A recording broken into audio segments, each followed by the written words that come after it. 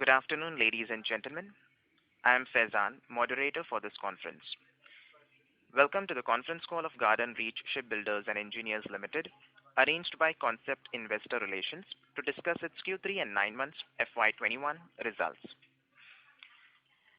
We have with us today Rear Admiral Shri V.K. Saxena, Indian Navy retired Chairman and Managing Director, and Shri R.K. Dash, Director Finance. At this moment, all participants are in the listen-only mode. Later, we will conduct a question and answer session. At that time, if you have questions, please press star and 1 on your telephone keypad. Please note that this conference is being recorded. I now hand the conference over to Shri V.K. Saxena. Thank you, and over to you, sir. A very good afternoon to all of you, ladies and gentlemen. I am Rear Admiral V.K. Saxena, Chairman and Managing Director of Garden Reach Shipbuilders and Engineers Limited. I extend a very hearty, warm welcome to all of you to this conference call to discuss our financial performance ending 31st December 2020, that is a Q3 for FY21. I've got the honor and proud privilege of informing you certain important achievement that we have had up to Q3.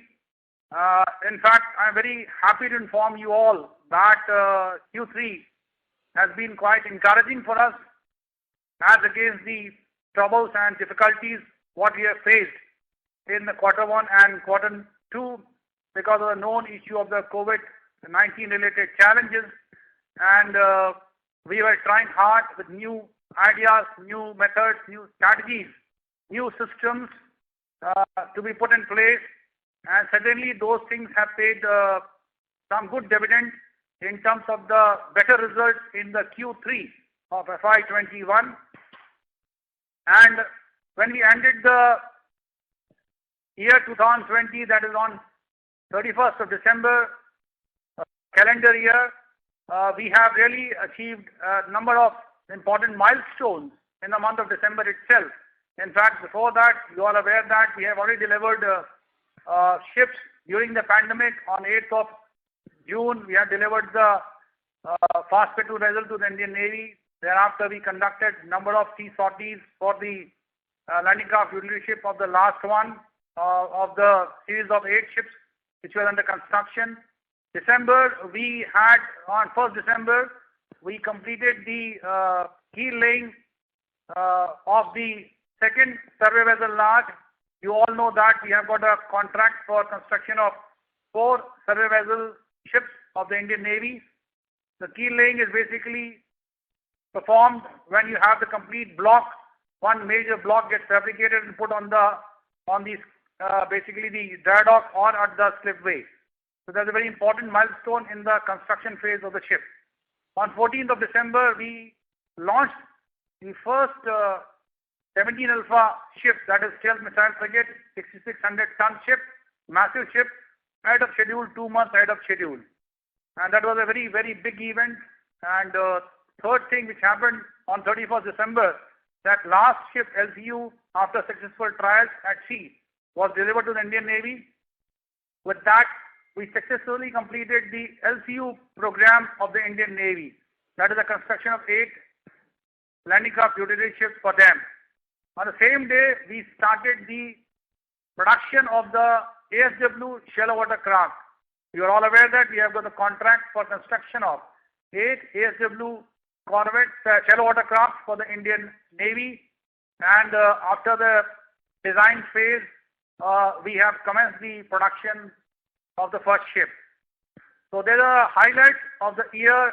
Despite of the COVID, I'm very happy to share with all of you that we did end the year with a lot of positive news for everybody, good for the shipyard and good for the nation and good for everybody. Year 2021, of course, I'm also would like to inform you that then in the month of January, we received the export order for the one and number 1,700-ton ferry, ocean-going passenger cum cargo ferry for the government of Guyana, South America. That was a major export order which we have received. We have also got a contract signed for the supply of one fast petrol vessel for the Government of Seychelles. So these are two important export orders that we have received in the Q4, and that is amount to around 26 odd million US dollars of the contract. Also, we have received the contract for the refit. I've been telling you that refit is going to be our major vertical and focus, and we have actually been working hard on that. We have been getting some smaller refits of the Coast Guard, but this is the foreign ship that is going to come here at GRSE for the refit, and that is around 3 odd million US dollars is going to be the cost of this particular ship. So with this major things happening in the Q3, and of course Q4, I told you at the beginning, has been also very, very encouraging for the shipyard. So therefore, we are moving ahead in a good pace with a lot of good positive results that is happening. Coming to the financial performance of the company, as you are aware that the Q3, I've told you that whatever strategies and methods and systems I put in place has yielded good results. We had a very good, I would say, performance as compared to the Q2. In terms of revenue from operations, that has gone up by 32%. The total income has gone up by 25%. The EBITDA has moved up by 35%. The PBT has also moved up by 35% as compared to the Q2 of FY21. Margins have, PAT has also gone up by 53%. When we talk about the margins, the EBITDA margin has now stands at 20% as again 19% in Q2. PBT margin is 18% as compared to 17%, and PAT margin is now 14% as against 12% in Q2.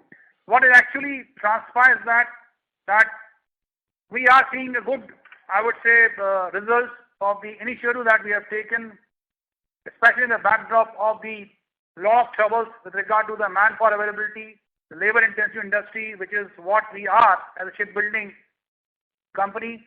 We are heavily dependent on the supply chain, being a platform integrator that got disrupted badly. Now, all those things seems to be getting behind us, and I'm sure that the Q4 is going to be much, much better than previous quarters, and therefore the pace which we have gained now will be eventually is going to show the fantastic results.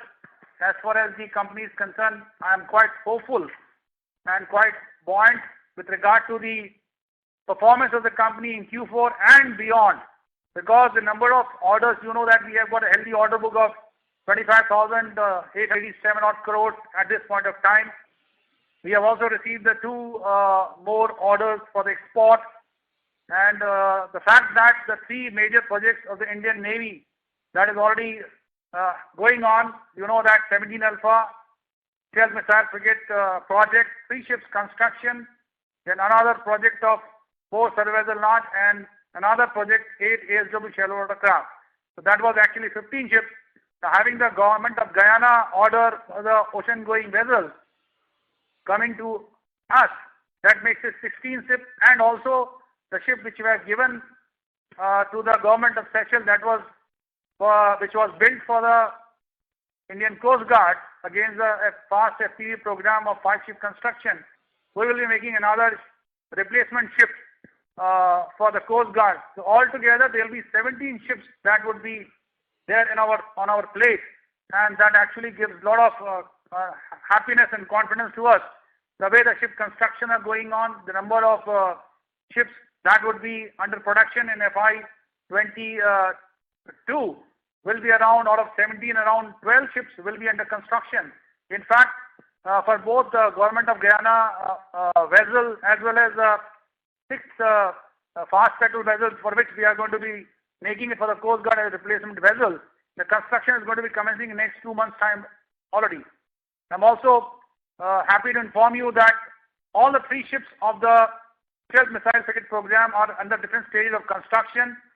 The first ship has already been launched on 14th of December, and we expect that this ship should be entering in the phase 2 of its outfitting by end of I would say FY22. That is somewhere in December or so. By Q3 end, it should be entering into phase 2. That is a massive outfitting phase that will be coming up. And second and third frigate also will be going through, I would say, improved hull construction percentages. So altogether, these three ships having the highest, I would say, cost of the project is expected to bring a much more bigger revenue recognition as compared to FY 21. Along with that, I told you survey vessel large project is also going on. Excuse me. And the first ship of the survey vessel large is going to be launched by mid of 2021, and therefore by around June-July we should be launching the first survey vessel large. Along with that, the second and third ship construction is already happening. Fourth ship construction is going to be starting shortly. So all in all four ships remaining in the construction of the survey vessel large will also add up to the revenue that would be coming to us. Along with that, I told you December 31st, we started the production of the first ASW shallow water craft. That is also going to start giving us some revenue. Of course, in hull construction, initial phases, you don't get much, but it has already begun. By April 21, we will be starting the construction of second and third ship of the ASW shallow water craft. So all in all, FY 21 ending will be better, and FY 22 we see much better revenue growth, and of course margins I've already told you are doing quite well, especially the bottom line. When you look at EBITDA, PBT, PAT, I'm sure that FY 22 is going to bring us much better results. That's from my side. If you have, I'll be very happy to take on any questions from your side and clarify those things. You know that along with me is my Director of Finance, Mr. Das, also there, and also my CGM Finance, Mr. Siddharth, is also there, along with Company Secretary, Mr. Mahapatra. So I'll be very happy to take on any query or issue which you have, and we will try to answer it. If possible, if something is not immediately available, we will have it conveyed to you. Thank you very much. Thank you. Ladies and gentlemen, we will now begin the question and answer session. Anyone who wishes to ask a question may press star and 1 on their touchtone telephone. If you wish to remove yourself from the question queue, you may press star and 2. Participants are requested to use handsets while asking a question. Ladies and gentlemen, we will wait for a moment while the question queue assembles. Reminder to the participants, anyone who wishes to ask a question may press star and 1 at this time. The first question is from the line of Jonas Bhutta from Phillip Capital. Please go ahead.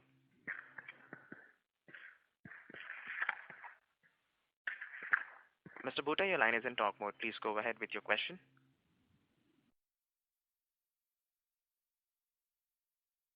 Hello. Mr. Bhutta, you're audible, sir. Please go ahead with your question. Yeah, congratulations on a great set of numbers, sir. Two questions, one of which is bookkeeping. Sir, in the 9 months revenue, it would be great if you can share what has been the revenue contribution from 17 Alpha, and then what are the legacy projects that we delivered, the LCUs and the balance of FPVs. How much have they contributed insofar? Can you just repeat again? So just wanted to know the revenue contribution from 17 Alpha in the 9 months ended December. Yeah, 17 Alpha, as I said that it is the biggest revenue contributor. It is around 34 odd crores has been the revenue on 17 Alpha. Of course, the legacy projects have already been completed. For example, the LCU, we have booked around 31 odd crores in that program. The fast petrol vessel program, around 15 odd crores. So these are things which have been already completed, and this all is now the new project for a survey vessel ASW shallow water craft. Okay. So my second question was trying to understand, the margins. So, for 2 consecutive quarters, we've reported greater than 10% kind of EBITDA margin. Is this, likely scenario because, it's more of a sales mix where, the 17 Alpha has significantly higher margins because of lack of LD, because, you are not providing for LDs as of now? Or if you can throw some light, because we were made to understand that, GRSE's business model, at least especially on order book that is under construction, was more at a 7.5% PBT margin, while the margins excluding other income are still higher than that 7.5%.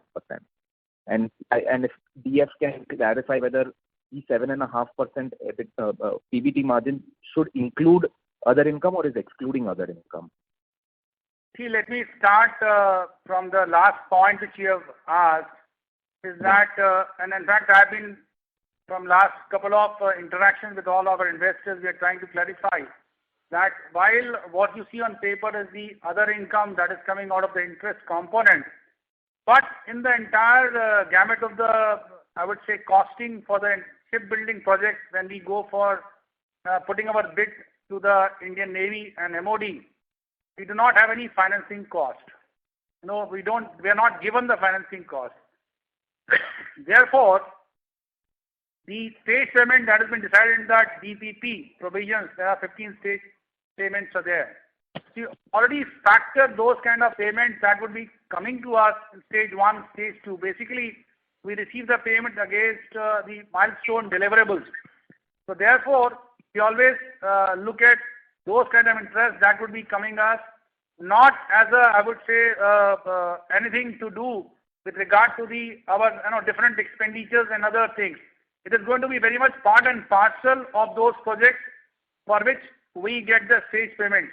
And they are temporarily put in the banks where you see the interest income that is getting accrued. So therefore, it becomes part of my working capital, in fact. And therefore, things are very much part and parcel of our entire costing system strategy. So therefore, in the I would say general parlance, we see that it is other income. But the fact is that remains part of the project income, working capital, and whenever the requirement comes up, we spend that money because we can't spend it elsewhere. Right. Number one. Number two, the margins which in case of nominated projects is 17 Alpha, while the government gives us 7.5%, but we have all the flexibility to have your strategy put in place, improve your internal efficiencies, improve the different supply chain systems, and so many other things which are there. Design optimization, okay. So those are the good, much better planning, use different tools, Industry 4.0, concept that is already being put in place in our shipyard. So that is actually, I told you, has started showing good results to us. And I'm having a better margin than 10.5%.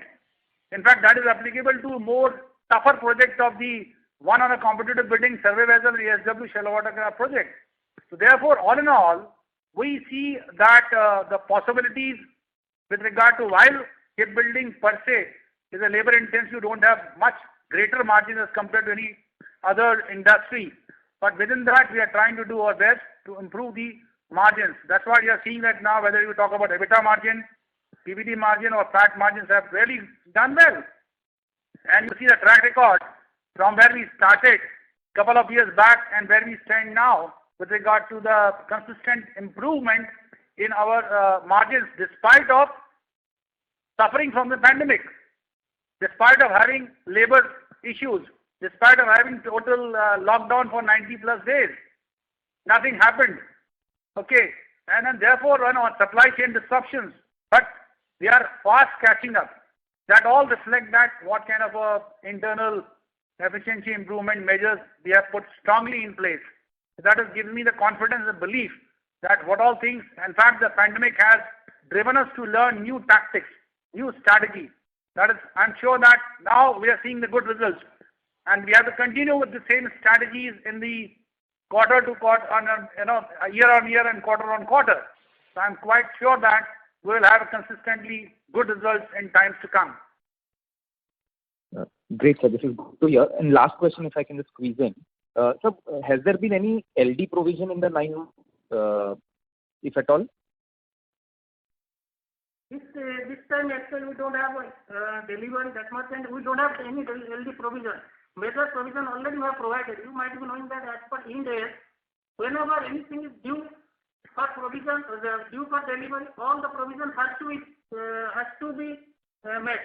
So accordingly, all the whatever already due for delivery for all those seats we have already provided.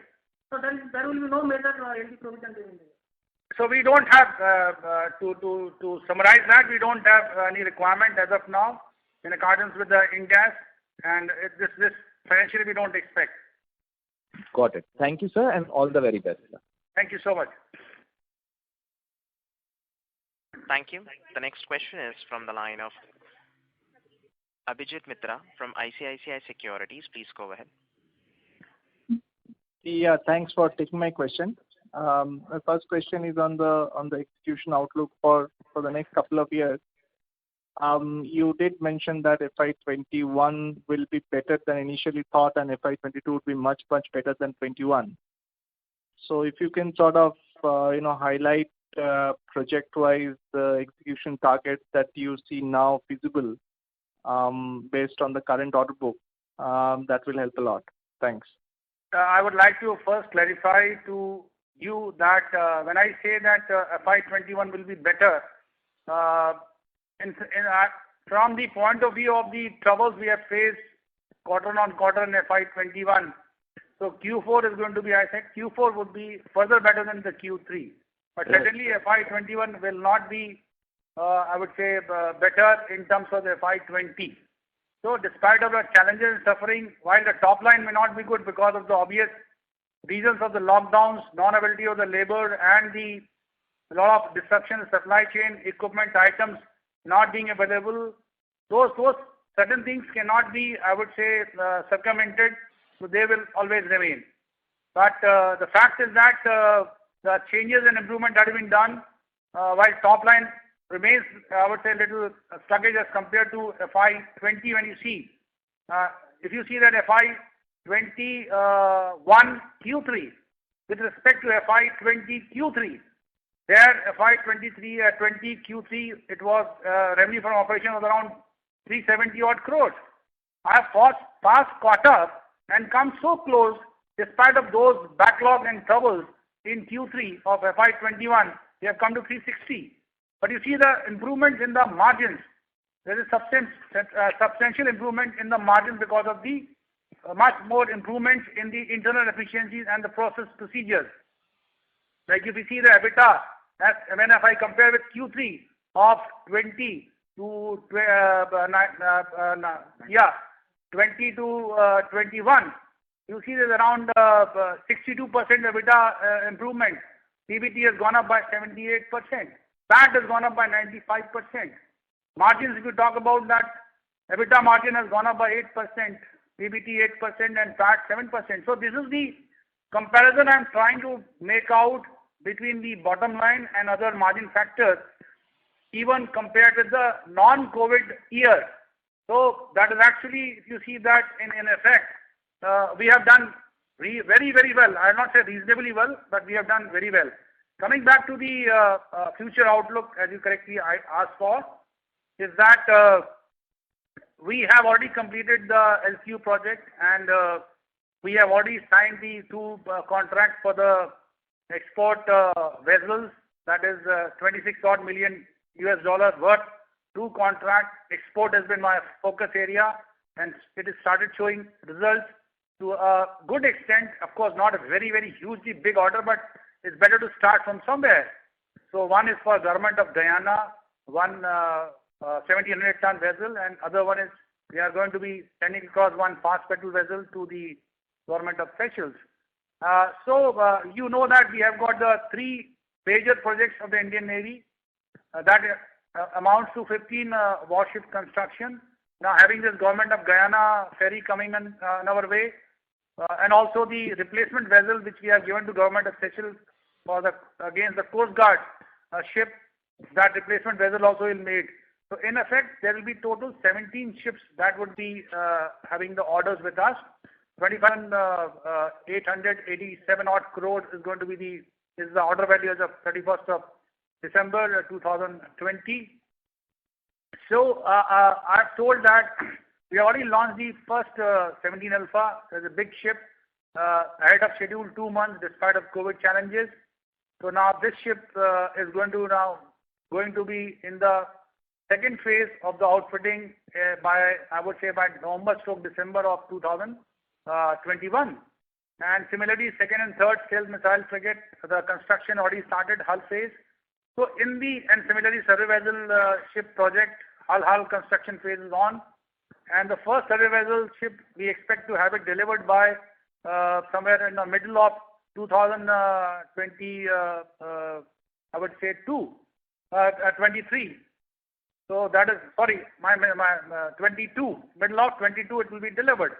So likewise, I'd say there will be 10, now in fact these 2 ships have come, Guyana ferry, the construction will start in next 2 months. Fast petrol vessel replacement ship construction will start in next 2 months time. So therefore there will be 12 ships that will be in construction in FY22.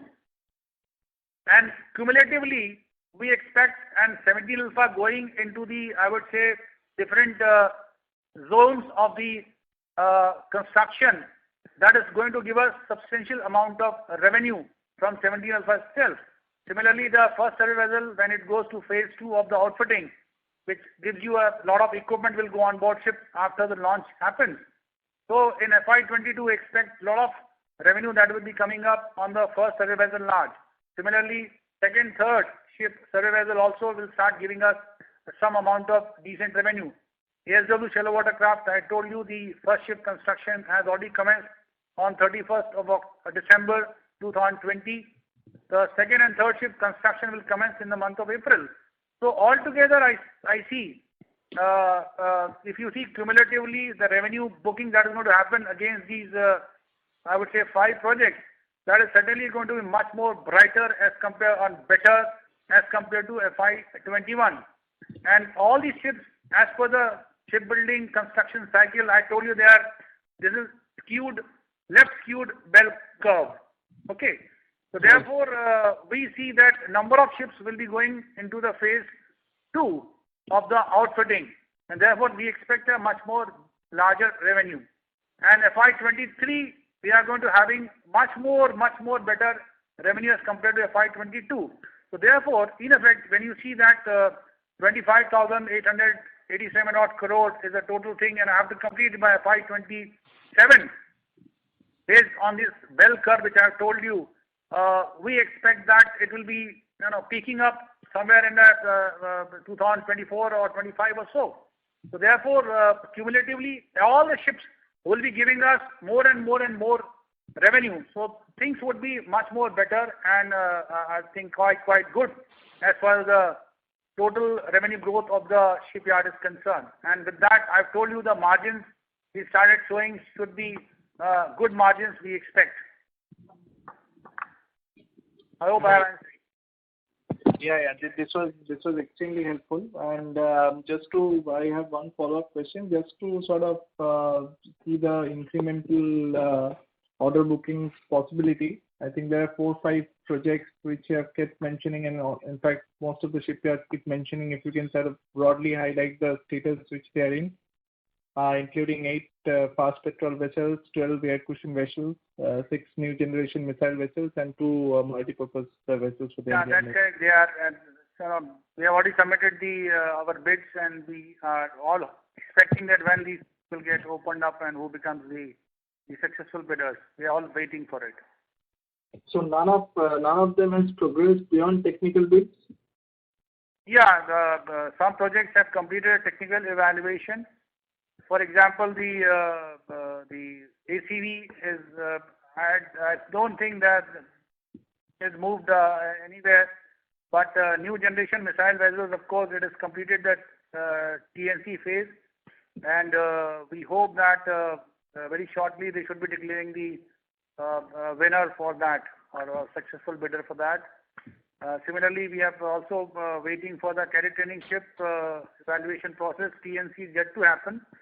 So, and in fact, there are a lot of such requirement that would be coming up as far as the Navy and Coast Guard is concerned.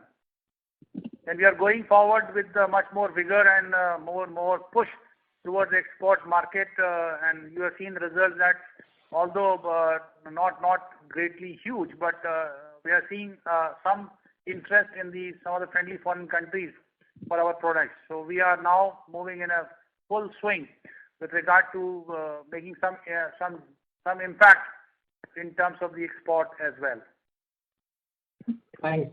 Thanks a lot. That's all from me. Thank you. The next question is from the line of Bhagyesh Kagalkar from HDFC Mutual Fund. Please go ahead. Sir, can you share with us what is happening on the working capital front, and on next 2-3 years as the revenue ramps up, how does it look like? And the second question is regarding this NGMV, the new generation missile vessel.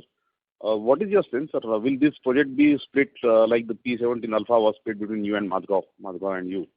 And there is a talk of new generation destroyers also. Obviously, that is further down the line. So what is your view on that, sir? Okay, I will take the last question first. That new generation destroyers are still, I would say, seems to be a little away as far as RFP is concerned. So I don't see that it should be happen. Should be anywhere in next year that will be coming RFP. With regard to NGMV, there are 5 odd players there in the fray. Not only the GRC and the MDL, but it is GSL, L&T, and the CSL also are there. And all of them are technically cleared. So we'll see that who becomes the lowest bidder and who gets the contract for that. Now, other part, with regard to your working capital, I must say that as far as the working capital is concerned, in our kind of shipbuilding, there has not been ever any trouble with respect to the working capital of the shipyard, because we always have a kind of a steady inflow of the stage payment that keeps coming up. We also have the money that we get it from the other income against the particular project. So normally the working capital has never been any issue as far as the warship building is concerned, and that is still quite healthy. And my DF will further add up some more things. As far as already first we have clarified that whenever we are giving any contract, all these contracts, we have not factored the element of working capital or financing cost. That means the customer is providing working capital throughout the project. That's why customer is paying the money in a 15 stages. So stages are, such a manner stages are defined. It takes care requirement of our total working capital. Okay. So there was an agent that as regard to fund problem, this is where we have not faced any fund problem. Of course, last year in the last quarter, some problem was there. But during the year we are getting fund, and absolutely there is no problem, and working capital is not at all a problem for the project. Okay. Thanks, sir. That's all from my side. Okay. Thank you. The next question is from the line of Dixit Doshi from Whitestone Financial Advisors. Please go ahead. Thanks for the opportunity, sir. Sir, firstly, it was good to hear that we launched the first frigate ahead of schedule. Sir, you mentioned in the last con call that we are managing the construction work in a ship, multiple ships, and thereby the construction work is going fine, but there may be delay from the vendor side from where the equipment are going to come. So now that we have already launched the ship, how do you see the equipment coming in next year from the vendor side? Is there a much delay or it will come on time? See, in fact, it's not only that ship which I have launched, that is the first stealth frigate, but all other projects, there are 2 parts in shipbuilding. One is the construction of the hull itself, that is a basic structure in a building. Similarly, the ship hull, its compartments, its passages, and different kind of things which happens. Then comes the installation of various equipment, items, yard material, etc., etc. Now, after that, we do the installation and integration of various equipment. Now, as you said that yes, there is some kind of disruptions in the supply of the equipment, because everybody is claiming the force majeure given by the government of India to everybody because of the COVID. And hence there is likely to be some kind of a effect on the availability of the equipment and material. But looking at the long gestation period of the warship construction, we did have certain target dates, etc. on that day. If you receive the equipment, that will be taken on board ship. It may not be happening on that day. Most of the suppliers are looking around to contain the delays and try to improve upon their production and meeting some of the delivery timelines and little delays, etc. No problem. So therefore, in a larger, I would say, game plan of the warship construction and the shipbuilding cycle, as far as shipyard is concerned, I do not foresee major worries, because of course there will be some delays, no doubt about it, but we'll try to catch up. And the critical thing for us is that when the ship equipment comes up, they are lowered, and the moment it is lowered, we have the revenue recognition taking place. For example, if there's some gun which has got a value of X amount, the moment it goes on board ship, you book that much of value.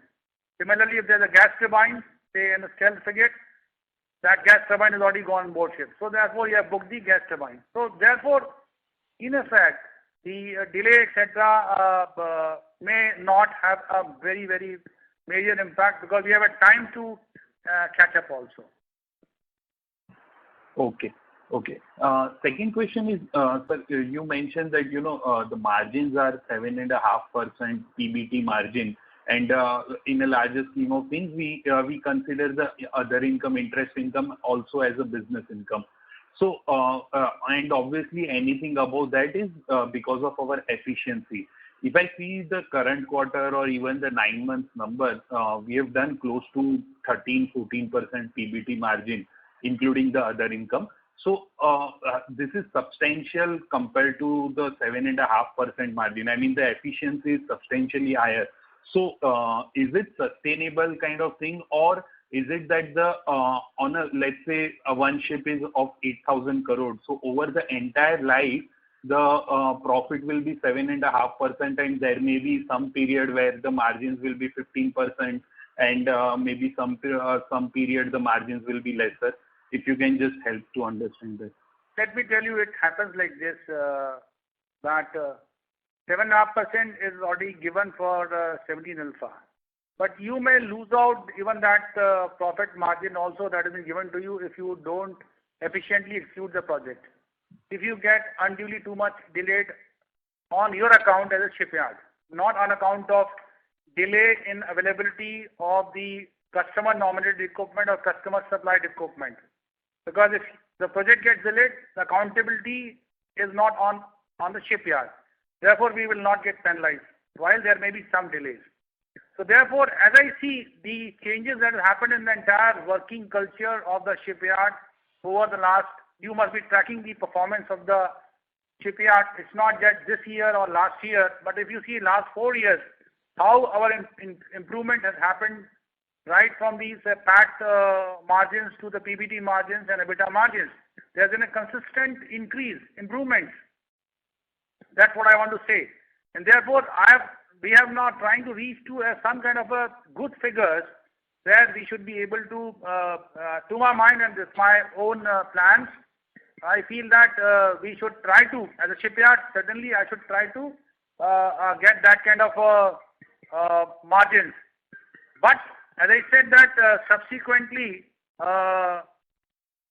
because of something which is not in your control, that is the availability of material or items, equipment that is totally in the control of the customers, or something like COVID that has happened.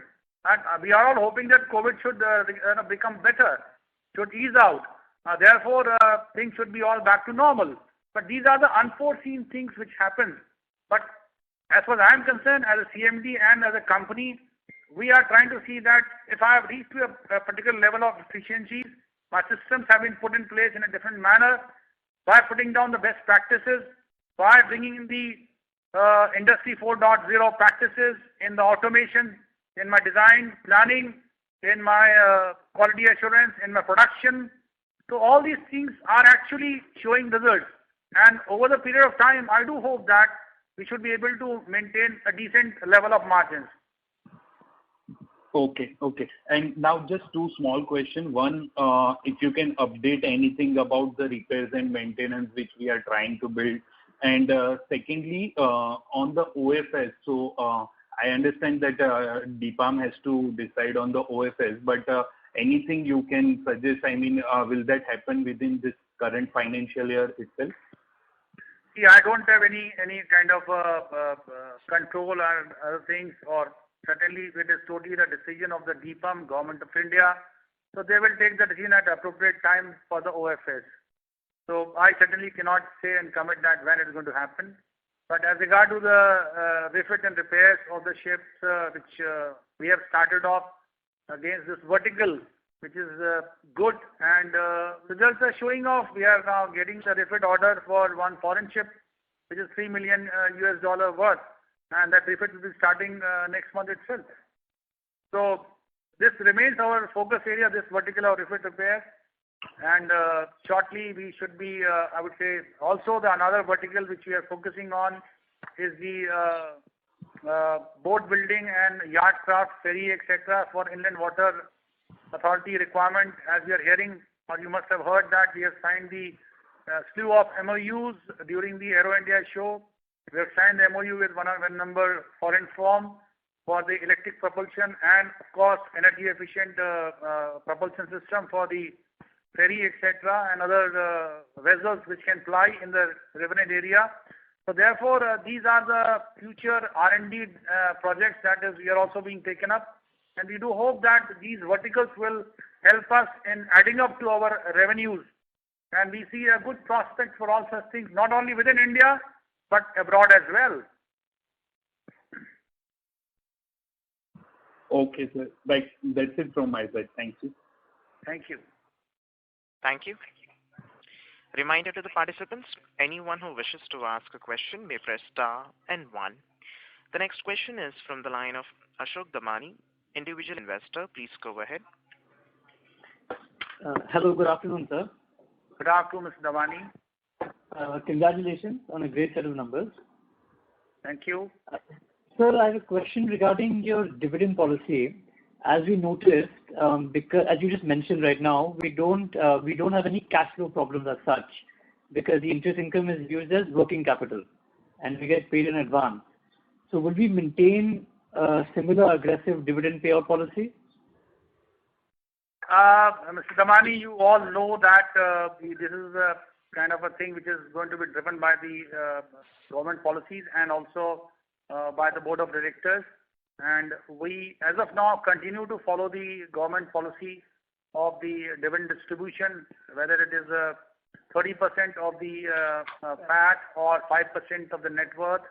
That is what is the thing which is being followed. And keeping that in view, we are trying to ensure that at least that much is made available in the form of dividends. So that is what we have seen in the form of interim dividend.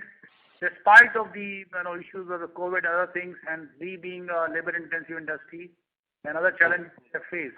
So therefore, I would say that we are trying our best in terms of the levels in accordance with the government policy.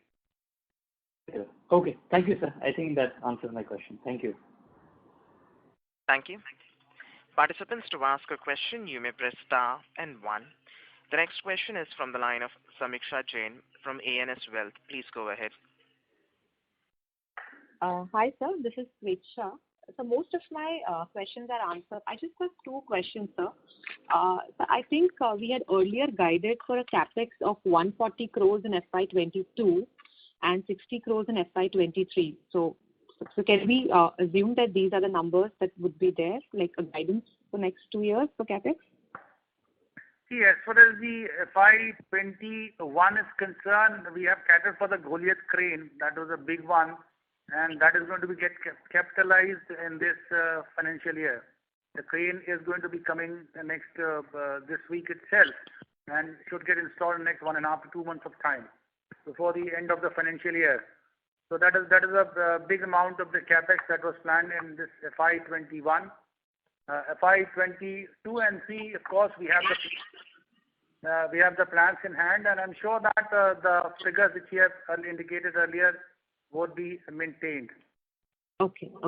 And so one last question. How is the payment from government been? I think in between you had mentioned in one of the calls earlier that there were some interim payment issues that we were facing from the government. So how is the situation now? If you can update us. Yeah, we did face some trouble in I would say, the last quarter of the last financial year and the beginning of the FY21 first quarter, and it continued for the early part of the second quarter. But things, because of the obvious reasons of the government needing the money to be prioritized for the healthcare and many other things because of the COVID. But things have improved a lot, and as of now, we really do not have any issue of the fund flow as against what are supposed to be going as part of our claims and different milestones which we are completing. So no problem of the fund flow as of now. Okay. Thank you, sir. That helps a lot. All the best. Thank you. Thank you. Reminder to the participants, anyone who wishes to ask a question may press star and 1.